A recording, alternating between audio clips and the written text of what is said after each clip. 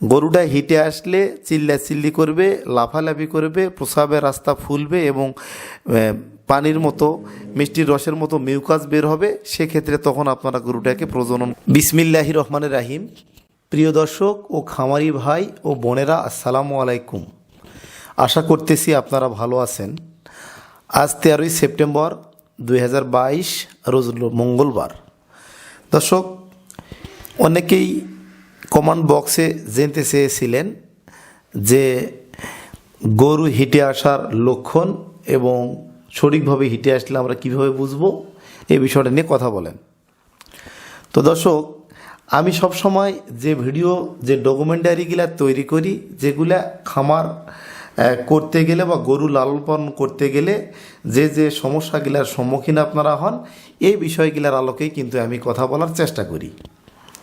তো দর্শক, আজকে কথা বলবো গরু হিটে আসার লক্ষণ এবং গরুর বীজ দেওয়ার সঠিক সময় নিয়ে কথা বলবো।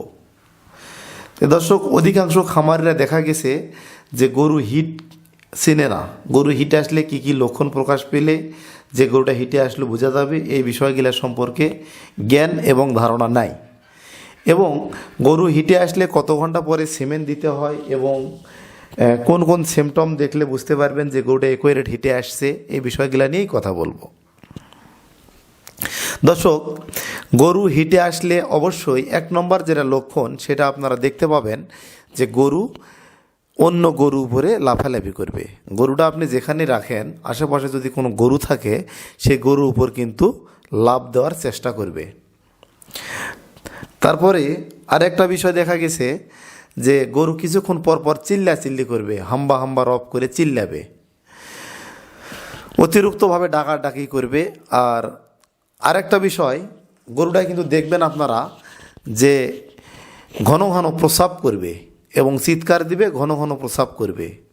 এবং আরেকটা বিষয় যেটা লক্ষ্য রাখবেন, সেটা হচ্ছে প্রস্রাবের সঙ্গে কিন্তু মিউকাস, প্রস্রাব করার সঙ্গে সঙ্গে দেখবেন যে মিষ্টির রসের মতো তরল একটা মিউকাস নিঃসরিত হবে, প্রস্রাবের রাস্তা থেকে মাড়ি পর্যন্ত ঝুলে যাবে।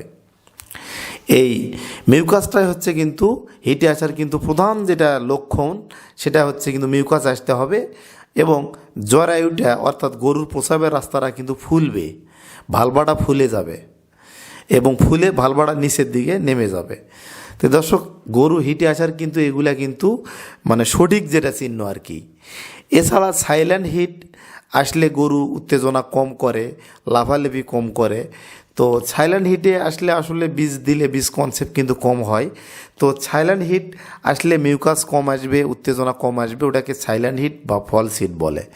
তো আপনারা অবশ্যই সাইলেন্ট হিটে বীজ না দিয়ে, সাইলেন্ট হিট যদি আপনার গরু হয়, সেক্ষেত্রে কৃমিনাশক ডোজ দিবেন, লিভার টনিক দিবেন, জিঙ্ক ক্যালসিয়াম দিবেন, দিয়ে কিন্তু হিটটা আপনারা ক্লিয়ার করার চেষ্টা করবেন। যখন আপনারা কৃমিনাশক ডোজ দিবেন, জিঙ্ক ক্যালসিয়াম দিবেন, এডি সিরাপ দিবেন, তখন কিন্তু গরুটা ক্লিয়ারভাবে হিটে আসবে, তখন আপনি বীজ দিবেন।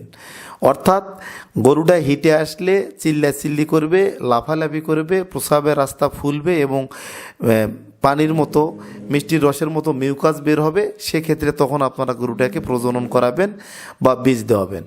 দর্শক, মনে রাখবেন, প্রজনন করানোর যেটা সঠিক সময়, গরু হিটে আসলে 12 ঘন্টার পরে 18 ঘন্টার মধ্যে আপনারা প্রজনন করাবেন। প্রথম বকনা যদি হয় এবং যদি ফ্রিজিয়ান জাতের গরু হয় বা শাহিওয়াল জাতের গরু হয়, সেক্ষেত্রে আপনারা বীজটা 12 ঘন্টার পর 18 ঘন্টার মধ্যে লাস্ট সময়ে আপনারা দেওয়ার চেষ্টা করবেন। এতে করে কিন্তু এক বীজে কনসেপ্ট হবে এবং অভিজ্ঞ এআই কর্মীর দ্বারা কিন্তু আপনারা বীজটা দেওয়ার চেষ্টা করবেন। তো দর্শক, এই ছিল আজকের আলোচনার বিষয়। এই ভিডিওটা যদি ভালো লাগে অবশ্যই লাইক দিবেন, সাবস্ক্রাইব করবেন, শেয়ার করে আমার পাশে থাকবেন। আজকের মতো বিদায় নিলাম। আসসালামু আলাইকুম।